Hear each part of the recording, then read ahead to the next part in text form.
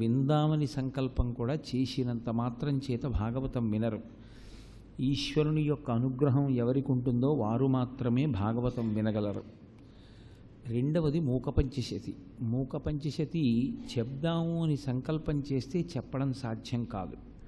పరదేవత యొక్క పరిపూర్ణమైన అనుగ్రహం ఎవరికి ఉంటుందో వారు మాత్రమే మూకపంచశతి చెప్పగలరు. ఈ రెండూ మనం సంకల్పం చేసినా జరగడము చెప్పడము ఈశ్వర కృప ఉంటేనే సంభవం అవుతుంది అంటుంటారు. మిగిలినటువంటివి ఎలా లోకంలో వచ్చాయో అలా రాలేదు భాగవతం. వ్యాసుడు మిగిలినవి చాలా తేలికగా అందించారు లోకానికి. ఎందుకంటే నారాయణుడే వ్యాసుడిగా వచ్చాడు కాబట్టి వేద విభాగాన్ని నిజానికి ఆయన తేలికగానే చేశాడు. కలియుగంలో ఉండేటటువంటి మనుష్యుల యొక్క ఆయుర్దాయాన్ని దృష్టిలో పెట్టుకుని ఇంతకన్నా చదవలేరు, ఇంతకన్నా అనుష్ఠించలేరు అని వేదాన్ని విభాగం చేసి ఒకటిగా ఉన్నటువంటి వేద రాశినంతటినీ కూడా ఋగ్వేదము, యజుర్వేదము, సామవేదము, అథర్వవేదము అని చెప్పి 4 వేదములుగా విభాగం చేసి ఋగ్వేదాన్ని పైలుడు అన్న శిష్యునికిచ్చి, యజుర్వేదాన్ని వైశంపాయనునికిచ్చి, సామవేదాన్ని జైమినికిచ్చి, అథర్వవేదాన్ని సుమంతునికిచ్చారు. పౌరాణిక వాంగ్మయాన్నంతటినీ కూడా రోమహర్షణునికి ఇచ్చారు. ఇన్ని ఇచ్చిన వ్యాసుడు పరమతృప్తితో జీవనం చేశాడు. అసలు భారత రచన ఒక ఎత్తు, అది ఆంధ్రీకరింపబడడం 3 ఋషులు నన్నయ్య, తిక్కన, ఎర్రాప్రగడ. అంత గొప్ప భారతాన్ని పంచమ వేదంగా ఇచ్చారు. ఇవన్నీ చాలా హేళగా చేసినటువంటి వ్యాస భగవానుడు భాగవతం ఇవ్వడానికి మాత్రం చాలా నిర్వేదానికి లోను కావలసి వచ్చింది. ఇవన్నీ ఇచ్చినా ఆయనకి తృప్తి కలగకపోతే ఆయన ఇచ్చినది భాగవతం. భాగవతం ఇచ్చిన తర్వాత వ్యాస భగవానుడు పరిపూర్ణమైనటువంటి తృప్తి పొందాడు. అమ్మయ్యా, నేను లోకానికి ఏది ఇవ్వాలనుకున్నానో అది ఇచ్చేశాను. ఇక ఇప్పుడు ప్రత్యేకించి కలియుగంలో ఉండేటటువంటి మనుష్యులు తరించడానికి కావలసినటువంటి ఒక గొప్ప సాధనాన్ని అందించగలిగాను అని ఆయన గొప్ప తృప్తి పొందాడు. అంటే వ్యాస భగవానుడే అంత నిర్వేదాన్ని పొందితే తప్ప భాగవతం రాలేదు అంటే, ఆ భాగవతం ఆవిర్భవించిన తరువాత మనుష్య జాతికి అంత ఉపకారం చెయ్యగలదు అంటే అందులో ఏదో ఒక ప్రధానమైనటువంటి విశేషముండి ఉండాలి. అసలు భాగవతంలో ఉన్న ప్రధానమైన విశేషము ఏ కోణంలో ఉంటుంది అన్నదాని గురించి ఒక స్పష్టమైన అవగాహన ఉంటే తప్ప భాగవత శ్రవణం వల్ల ఒక ప్రయోజనం పరిపూర్ణంగా చేకూరదు. పరమేశ్వరుడు ఈ సృష్టినంతటినీ చేశాడు. ఇందులో 3 రకాలుగా ఉంటాయి ప్రాణులు. వాటి పేర్లు విడిచిపెట్టేసేయండి. కొన్ని అసలు కదలలేవు, ఎక్కడ పుట్టాయో అక్కడే పెరగాలి, అక్కడే శరీరం వదిలిపెట్టేయాలి. కాబట్టి అవి ఇక ఒక పుణ్యం చేయడము అనేటటువంటి కార్యంలో వాటికి ఉండే స్వాతంత్ర్యము చాలా తక్కువ. స్థావరములు అంటారు. చెట్లు ఉంటాయి, ఒక చెట్టు పుడుతుంది. ఇలా పుట్టి పెద్దదైతే కదూ ఒకరికి నీడనివ్వడం, పెద్దదైతే కదూ కాయలు కాయడం, పళ్ళు పండడం.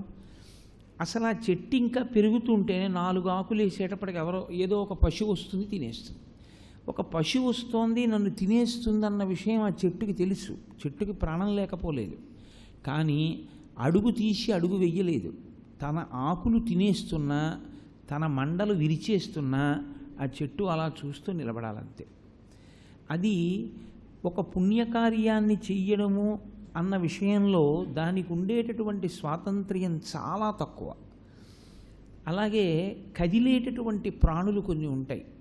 ఈ కదిలేటటువంటి ప్రాణులలో చాలా ప్రాణులు సృష్టిలో కేవలము చేసుకున్నటువంటి పాపాన్ని అనుభవించడమే తప్ప కొత్తగా ఇక పుణ్యకార్యాన్ని చెయ్యలేవు. కాబట్టి అవి ఉన్నతిని పొందడానికి కావలసినటువంటి అవకాశము వాటి యందు ఉండదు. మీరు చూడండి, లోకంలో సాధారణంగా ఎక్కువగా ఉండేటటువంటి ప్రాణులన్నీ వెన్నుపాము అడ్డంగా ఉండేటటువంటివే ఉంటాయి. అవన్నీ కూడా బుద్ధి లేనటువంటి జీవులై ఉంటాయి. ఆ కారణం చేత అవి పుణ్యకర్మ ఒకటి చెయ్యడము అన్నది అసలు సంభవం కాదు. అది దేవాలయంలోకి వెళ్ళడమో, ఈశ్వర సంబంధమైన విషయాన్ని వినడమో, భగవన్నామాన్ని పలకడమో, రామనామాన్ని వ్రాయడమో, ఏదో పుష్పార్చన చెయ్యడమో, ఓ గ్రంథాన్ని చదువుకోవడమో సాధ్యం కాదు. కాబట్టి అవి కర్మ చేస్తాయి. ఏ కర్మ? అంటే కేవలం శరీరము నిలబడడానికి కావలసిన కర్మలు చేసుకుంటూ ఉంటాయి. అలిసిపోయింది పడుకుంటుంది, తెలివి వచ్చింది లేస్తుంది. రైతు ఏం చెప్పాడో చేస్తుంది, దానికి కొత్తగా బుద్ధి ఉండదు. ఆకలేసింది పెట్టింది తింటుంది, అంతే. కొత్తగా అది చెయ్యగలిగినది ఉండదు. కాబట్టి మిగిలిన ప్రాణులు చెయ్యగలిగినటువంటి కర్మ ఆత్మోన్నతి కొరకు ఏమీ ఉండదు. ఇక అసలు కర్మ చెయ్యడానికి అధికారమే లేని వాళ్ళు కొంతమంది ఉన్నారు. మనం అనుకుంటాం దేవతలు మనకన్నా చాలా ఉన్నతులు అనుకుంటాం, కానీ దేవతలకి మనకన్నా ఒక పెద్ద పరిమితి ఉంది. వాళ్ళ పుణ్యాన్ని పోగొట్టుకుంటుంటారు ప్రతి క్షణం. విశేషమైన పుణ్యకర్మ చేసిన వాళ్ళెవరో వాళ్ళు ఆ పుణ్యాన్ని అనుభవించాలి అన్న కోరిక మనసులో ఉండిపోతే వాళ్ళే దేవతలుగా మారతారు.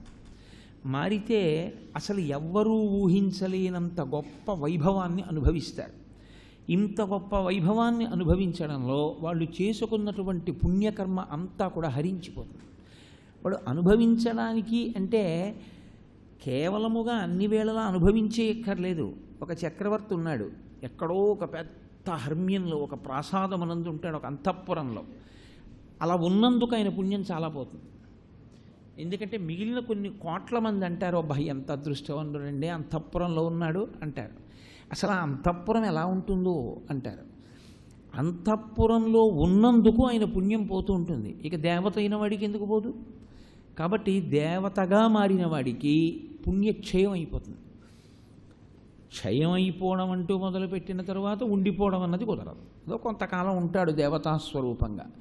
క్షీణే పుణ్యే మర్త్యలోకం విశంతి. మళ్ళీ పుణ్యం అంతా అయిపోయిన తర్వాత తీసుకొచ్చి భూమి మీద పారేస్తారు. కాబట్టి పోనీ దేవతగా ఉన్నాడు కదా, అలా పుణ్యం నశించిపోకుండా ఏమైనా పుణ్యం చేసుకోగలడా అంటే దేవతలకి పుణ్యకర్మలు చేసే అధికారం లేదు, కాబట్టి వాళ్ళు చెయ్యలేరు. ఇప్పుడు మీరు కొంచెం జాగ్రత్తగా గమనించండి. అసలు చాలా ప్రాణులకు బుద్ధి లేదు, పుణ్యకర్మ చెయ్యలేవు. దేవతలుగా పుట్టినా పుణ్యకర్మ చేయడానికి అధికారం లేదు. పుణ్యకర్మ చెయ్యగలిగిన అధికారము ఉన్న ఏకైక ప్రాణి ఎవరు లోకంలో? మనుష్యుడొక్కడే. ఎవరు ఈ ఉపాధితో ఉన్నారో వాడొక్కడే చెయ్యగలడు.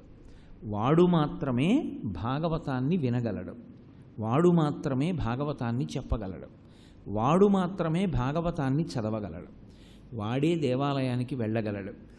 అయితే ఇక్కడ ఒక పెద్ద సమస్య ఒకటి ఏర్పడుతుంది. మనుష్య ఉపాధి చేసేటటువంటి కర్మలకి ఉండేటటువంటి పరిమితి ఏమవుతుందంటే, నిషిద్ధ కర్మలని కొన్ని ఉంటాయి, చెయ్యకూడనివి. ఈ చెయ్యకూడనివి చెయ్యడం వల్ల ఏమవుతాడు అంటే మళ్ళీ అట్ట అడుక్కి వెళ్ళిపోతాడు. కొన్ని కోట్ల జన్మల పాటు మళ్ళీ పురుగుగానో పశువుగానో పక్షిగానో తిరగవలసినటువంటి స్థితికి జారిపోతాడు. కాబట్టి దీనితో ఉన్నాడు కదా అని ఏ కర్మ పడితే ఆ కర్మ చేసేస్తే అభ్యున్నతిని పొందుతాడని మీరు అనుకోవడానికి వీల్లేదు. అవి ప్రమాదకరమైనటువంటి కర్మలుగా ఉంటాయి. చెయ్యట్లేదా అంటే చేస్తాడు, కానీ చేసేది సంతోషంగా ఉన్నట్లు అనిపిస్తుంది, కానీ ఆత్మఘాతి, నాశనం చేస్తుంది. పిల్లలు మట్టి తింటారు. మట్టి తినేటప్పుడు పిల్లలకి చాలా సంతోషంగా ఉంటుంది, కమ్మగా ఉన్నట్టు ఉంటుంది. అమ్మ కొడుతుంది వద్దని. అమ్మ చూడకుండా మట్టి తింటాడు. కమ్మగా ఉంది మట్టి నేను తింటే అమ్మకి ఏమిటనుకుంటాడు వాడు. కానీ వాడు అమ్మ చూడకుండా తిన్న మన్ను వాడి ప్రాణ సంకటం కల్పించగలిగిన వ్యాధిగా మారుతుంది అని తెలుసుకోలేడు. చిట్ట చివరికి అది ఏమవుతుందంటే, మన్ను తినడాన్ని అమ్మ చూడలేదేమో కానీ లోపలికి వెళ్ళిన మన్ను మాత్రం ఊరుకోదు, బల్ల కింద పెరుగుతుంది. పెరిగి ఏదో ఒకనాడు వాడు తట్టుకోలేని కడుపు నొప్పికి కారణమవుతుంది. అప్పుడు మళ్ళీ రక్షించవలసింది అమ్మే, తండ్రి. కాబట్టి ఏదో కర్మ చెయ్యడానికి ఈ శరీరాన్ని వాడుకున్నవాడు మళ్ళీ పాడవుతాడు. ఇదిగో మట్టి తిన్న పిల్లవాళ్లే ఉంటుంది. కాబట్టి నిషిద్ధ కర్మ చేస్తే ఇబ్బంది. విహిత కర్మ చెయ్యవలసిన పని, వేదం చెప్పిన పని ఏది చెయ్యాలని చెప్పిందో అది చెయ్యడం, మళ్ళీ అందులో ఒక పరిమితి ఉంటుంది. ఈ కర్మ చేసేటప్పుడు యాంత్రికంగా చెయ్యడం లేదా ప్రతిఫలాపేక్షతో చేయడం. ఈ కర్మ చేయడం వల్ల నాకేదో వస్తుంది ఆ భావనతో చేస్తే ఈశ్వరుడు దాన్ని పుణ్యం కింద పెంచుతాడు. పుణ్యం చాలా పెరిగిపోయింది అనుకోండి, దాంతో ఇబ్బంది వస్తుంది. ఈశ్వరుడు ఏం చేస్తాడంటే, ఇది అనుభవించడానికి నిన్ను ఎన్ని జన్మల సుఖపెట్టను అని కొద్ది కాలంలో క్షయమైపోయేటటువంటి స్థితికి తీసుకెళ్ళిపోతాడు. అడిగాడుగా, నాకు పుణ్యం కావాలన్నాడు, ఇచ్చాను. కాబట్టి ఇంత పుణ్యం ఏం చేయాలి? ఇప్పుడు మళ్ళీ పోవాలి, అది క్షయమైపోవాలి. అయిపోవాలి కాబట్టి మళ్ళీ ఓ ఉపాధిలోకి తీసుకుని గొప్ప సుఖాన్ని ఇస్తాడు. ఈ సుఖం ఎలా ఉంటుంది అంటే, పుట్టినప్పటి నుంచి కొన్ని కోట్ల మంది మేము ఊహించలేని పుణ్యం అంటుంటారు. అబ్బా ఏం అదృష్టవంతుడు అంటుంటారు. అంతే పోతుంటుంది. ఒక రాజుగారికి కొడుకుగా పుట్టాడు, అబ్బా యువరాజుగారండి, పోయిందంతే. ఇంతకుముందు చేసిన గొప్ప పుణ్యం ఏదో కొట్టేస్తాడు. రాచప్రాసాదంలో రాచబిడ్డ, అందరూ తిననిది అరుదైనది తింటాడు, పోయిందంతే. ఎవరూ పడుకోని హంసతూలికా తల్పం మీద పడుకుంటాడు, పోయిందంతే. గత జన్మలో చేసిన పుణ్యం. ఇంత పుణ్యాన్ని పోగొట్టాలి అంటే అంత గొప్ప స్థితికి తీసుకెళ్ళి కూర్చోబెట్టాలి. ఏమైంది? ఇంత కష్టపడింది అనుభవంలో నశించిపోతుంది. అంతా నశించిపోయి మళ్ళీ మొదటికి వచ్చేస్తాడు. మళ్ళీ అక్షరాభ్యాసం దగ్గరికి వచ్చి మళ్ళీ కిందకు పంపిస్తారు. కాబట్టి పరిణతి అని ఒక మాట ఉంటుంది. పరిణతి అంటే కర్మ చెయ్యకుండా ఉండడం ఎవ్వరికీ సాధ్యం కాదు. భగవద్గీతలో గీతాచార్యుడు కూడా అదే ప్రతిపాదన చేస్తాడు. కర్మ చెయ్యకుండా ఉండలేరు. కర్మ చేసేటప్పుడు కేవలము ప్రతి కర్మని ఈశ్వరార్పణగా చేసుకుంటూ అంతటా పరమేశ్వరుణ్ణి చూడగలిగినటువంటి విశాల హృదయము, భక్తి ఏర్పడ్డాయనుకోండి. ఆ భక్తి ఏర్పడడం కూడా ఎలా ఉండాలి అంటే, ప్రయత్నపూర్వకంగా తెచ్చి అంటిపెట్టుకున్నటువంటి భక్తిలా తయారు కాకూడదు. సాధన అన్న మాటకి పరాకాష్ఠ ఎక్కడికెడుతుందంటే, ఇక భక్తి వ్యక్తి రెండుగా చూడడం ఇక మీకు సాధ్యం కాదు. వ్యక్తి భక్తితో కలిసిపోతాడు. వ్యక్తి భక్తి, భక్తి వ్యక్తిగా మారిపోతాడు, రాశీభూతమవుతాడు. నేను మీతో ఒక ఉదాహరణ చెప్పాలి అంటే, ద్రాక్ష పండు ఎటు కొరికితే తీయగా ఉంటుంది అని నన్ను అడిగారు అనుకోండి. ఎటు కొరికితే తీయగా ఉంటుందని నేను చెప్పాలి? ద్రాక్ష పండు తొక్క తీస్తే తీయగా ఉంటుందండి అని చెప్పక్కర్లేదు. అసలు ద్రాక్ష పండుని అలా పైన ఉన్నటువంటి ఆ ఉపరితలంతో ఆ తొక్కతో నోట్లో వేసుకున్నా తీయగానే ఉంటుంది. ఇప్పుడు ద్రాక్ష పండు తీపి రెండు అని వేరుగా ఏమైనా ఉన్నాయా? అసలు తీపి కానిది ద్రాక్ష పండులో ఏమైనా ఉందా? ఉండదు. ద్రాక్ష పండు అంటేనే రాశీభూతమైన మాధుర్యము అంటే. ఒక చెరుకు కర్ర అలా కాదు, మధ్యలో కణుపు ఉంటుంది, అది తీయగా ఉండదు, ఉప్పగా ఉంటుంది. కాబట్టి చెరుకు అంతా తీపే అని చెప్పడం కష్టం. ద్రాక్ష పండులో అలా కణుపు ఉండదు, ఉప్పతనం ఉండదు. ద్రాక్ష పండు అంటేనే తీపి. అంత భక్తితో చేస్తున్న కర్మాచరణమంతా భక్తితో కూడినదైపోతే అప్పుడేం చేయాలి ఈశ్వరుడు? ఆయన ఏం చేస్తాడంటే జ్ఞానం ఇస్తాడు అన్నాడు. ఆ జ్ఞానము దేని వలన సంభవము అంటే, ఇది తప్ప వేరొక సాధనం లేదు అని చెప్పింది లోకం. అందుకే శంకర భగవత్పాదులు మోక్ష సాధన సామాగ్ర్యాం భక్తిరేవ గరీయసి అనడానికి కారణం అది. భక్తితో కర్మాచరణము చేస్తూ చేస్తూ చేస్తూ చేస్తూ చేస్తూ వెళ్ళగా ఒక జ్ఞానము ఆవిర్భవిస్తుంది. ఆ జ్ఞానము కలిగిన నాడు స్వస్వరూపము భాసిస్తుంది. అది అందిన తరువాత ఇక ఇది నేను కాదు, లోపల ఉన్నది నేను అని తెలుస్తుంది. అదే అంతటా ఉన్నది అని అంతటా ఈశ్వరుణ్ణి చూడగలిగిన స్థితి వచ్చేస్తుంది. ఆ సత్యమునందు నిలబడిపోయిన వాడెవరో వాడిక మళ్ళీ పుట్టడానికి వీల్లేదు, ఇక రాడు. కాబట్టి వాడేమవుతాడంటే ఈశ్వరుడిగా అనుభవాన్ని పొంది ఈశ్వరుడిగా ఉండిపోతాడు. వాడికి ఇక పునర్జన్మ లేదు. వాడు ఒక ఉపాధితో ఈ ప్రపంచంలో తిరిగేటటువంటి అవకాశము మూసుకుపోతుంది. ఇది శాశ్వతత్వము. ఈ శాశ్వతత్వము రావడానికి మనుష్యుల యొక్క కర్మలు పుణ్యం కోసం చెయ్యడం కాకుండా, మనుష్యుల యొక్క కర్మ భక్తితో కూడినదై, భక్తి జ్ఞాన వైరాగ్యములు మూడు ఎలా ఆవిర్భవిస్తాయో, ఈ మూడు సమాహారమై మనిషిని ఎలా ఉద్ధరించాలో, ఇవి ఏ వరుస క్రమంలో ఏర్పడాలో, అది ఏర్పడిన నాడు ఆ వ్యక్తి ఇక కిందకి వెళ్ళాడు. ఆ వ్యక్తి పైకి వెళ్ళి దేవత కాడు. ఆ వ్యక్తి ఇక మళ్ళీ తిరిగి రాడు. వాడు రాశీభూతమైన ఆనందం అయిపోతాడు. అదే శంకర భగవత్పాదుల యొక్క ప్రతిపాదన. తను తప్ప ఇంకొకటి లేని స్థితికి వెడతాడు. అంతటా ఉన్నది తానే, ఆత్మ ఒక్కటే. ఇంకొకరు ఉన్నారనుకోండి, నేనున్న చోట నేను మాట్లాడతాను. నేను ఒక్కడనే ఉన్నాడు అనుకోండి, నాతో నేనేం మాట్లాడుకుంటాను? నాతో నేను మాట్లాడుకోవడానికి ఏం ఉండదు. నాతో నేను మాట్లాడుకోవడానికి ఏమీ ఉండకపోవడం మౌనం. మాట్లాడకుండా ఉండడం మౌనం కాదు. మీరు చాలా జాగ్రత్తగా తేడాన్ని గమనించవలసి ఉంటుంది. దక్షిణామూర్తి మౌనానికి పాశ్చాత్య దేశ సంప్రదాయంలో ఎవరో చచ్చిపోతే 2 నిమిషాలు పాటించే మౌనానికి చాలా తేడా ఉంటుంది. అక్కర్లేనివి అంటించుకోవడంలో మనంత ఘనులు ఉండరు. ఆత్మకు శాంతి ఏమిటి? 2 నిమిషాలు మౌనం ఏమిటి? అర్థం లేని సిద్ధాంతం. ప్రయత్నపూర్వకంగా కాసేపు మాట్లాడకుండా ఉండడం అనేటటువంటిది దేని కొరకంటే మౌనం పాటిస్తారు వ్రతంగా. వ్రతంగా మౌనం దేనికి అంటే అసలు ఒకరితో మాట్లాడవలసిన అవసరం లేకుండా అంతటా ఉన్నది తానే అన్న స్థితిలోకి వెళ్ళిపోయే ప్రయత్నం చేస్తాడు. అప్పుడు ఇక ఉన్నది తానొక్కడైనప్పుడు మాట్లాడడానికి వేరో పదార్థం లేదు కాబట్టి మౌనంగా ఉంటాడు. అంటే రాశీభూత ఆనందముగా ఉన్నాడు. ఆ పదార్థం పాదం పట్టుకుంటే మీరు అదే అవుతారు. ఆ పదార్థమే దక్షిణామూర్తి. అందుకే మౌనవ్యాఖ్యా ప్రకటిత పరబ్రహ్మతత్వం యువానం వర్షిష్టాంతే వసదృశిగనైరావృతం బ్రహ్మనిష్టై ఆచార్యేంద్రం కరకలిత చిన్ముద్రమానందరూపం స్వాత్మారామం ముదితవదనం దక్షిణామూర్తి మీడే అంటారు. అది ఆ మౌనం. అంతేగాని కాసేపు మాట్లాడకుండా ఊరుకుని మళ్ళీ మాట్లాడే మౌనం కాదా మౌనం. ఆ స్థితికి వెళ్ళిపోతాడు. ఎవరు వెళ్ళిపోతాడు అంటే పుణ్యకర్మగా చెయ్యడం వల్ల కాదు, భక్తితో కూడిన కర్మగా జీవితాన్ని మార్చుకున్నవాడెవరో. అసలు ఆయన భక్తి లేకుండా ఏ పని చెయ్యలేడు. అలా చేసిన మహానుభావులు ఉంటారు. అటువంటి వాళ్ళు ఈశ్వరుణ్ణి చేరుతారు. ఆ కాకుండా మధ్యలో ఉన్నటువంటి వాళ్ళు పునర్జన్మలలోకి ఎలా వెడుతూ ఉంటారో కూడా చూపిస్తూ ఉండాలి. ఇది మధురాతి మధురంగా చెప్పాలి. ఇది చెప్పడానికి ఇక వేరొక దృష్టాంతాల్ని ధర్మాన్ని అర్థాన్ని కామాన్ని తీసుకొచ్చి చెప్పవలసిన అవసరం ఉండదు. కేవలము భక్తితో తరించవలసినటువంటి స్థితిని ఆవిష్కరించవలసి ఉంటుంది. దీని కొరకు 12 స్కంధములతో శ్రీమద్భాగవతం వచ్చింది. అందుకే భాగవతము యొక్క చిట్ట చివరి ప్రయోజనమేమి అని అడిగారు. భాగవతం వింటే నీకేం లభిస్తుంది అని అడిగారు. భాగవతం వింటే మనుష్య జన్మ యొక్క ప్రయోజనము లభిస్తుంది. ఇంకంతకన్నా ఏం కావాలి?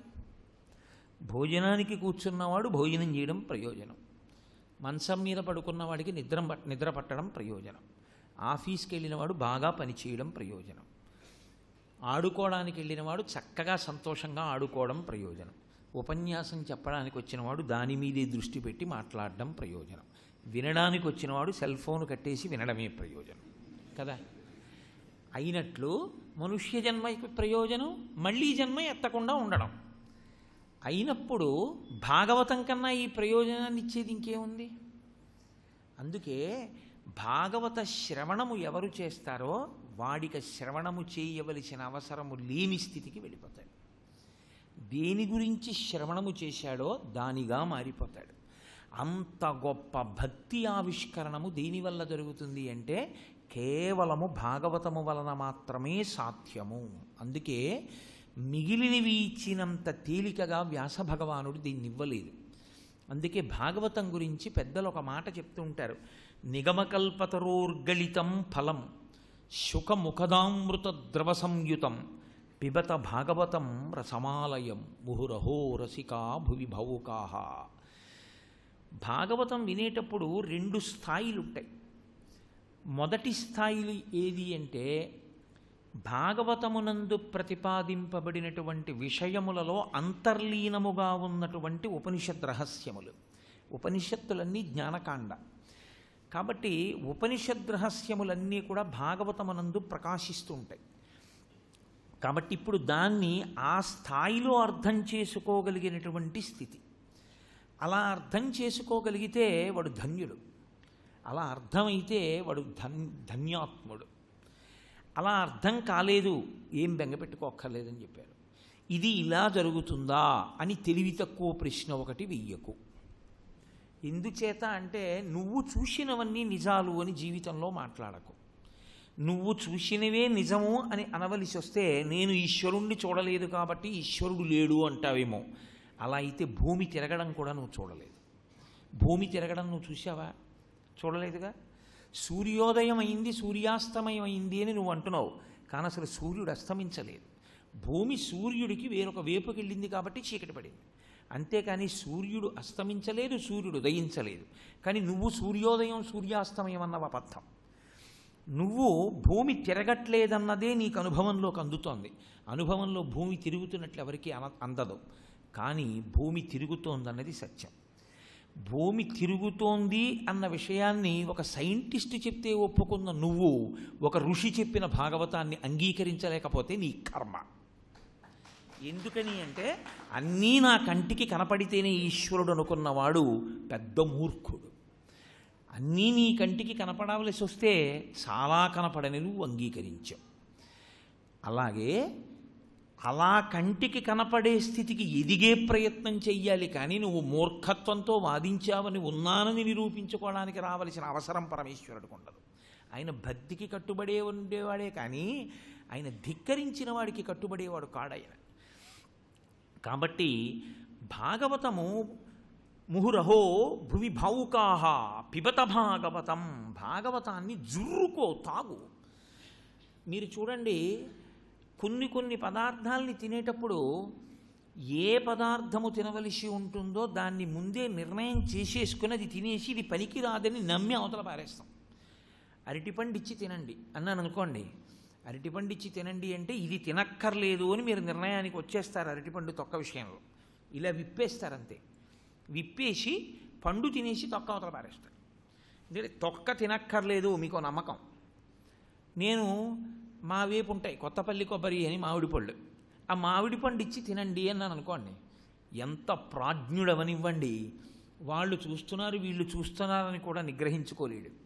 ఆ తొక్క అక్కడ పెట్టి టెంకని ఎంతగా చీకేస్తారంటే పచ్చగా ఉన్న టెంక తెల్లగా అయిపోతుంది. అంటే ఇక దాంట్లో ఎక్కడ రసం ఉండడానికి అవకాశం ఉండదు. ఆ ఉండేటటువంటి పీచుని పళ్ళతో పట్టుకుని చీకేస్తారు, అంత తీయగా ఉంటుంది. అంటే వివరణం అయిపోవాలి, అది తెల్లగా అయిపోయి ఇక ఏం లేదు అక్కడ జుర్రుకోవడానికి. అప్పుడు వదిలేస్తాడు.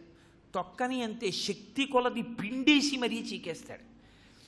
అంతలా ఎందుకు చీకేసావు నువ్వు అంటే దాన్ని ఎటువైపు నుంచి అలా తాగుతున్నా ఆ తీపి అలా ఉంటుంది. భాగవతాన్ని జుర్రుకో, జుర్రుకో అన్న మాటకు అర్థం నువ్వు ఎటువైపు నుంచి తాగినా అలా తాగగలిగినటువంటి రసికుడవు కా. అంత భక్తితో ఇది సాక్షాత్ వ్యాస భగవానుడిచ్చింది. సర్వం శ్రీ ఉమామహేశ్వర పరబ్రహ్మార్పణమస్తు. స్వస్తి.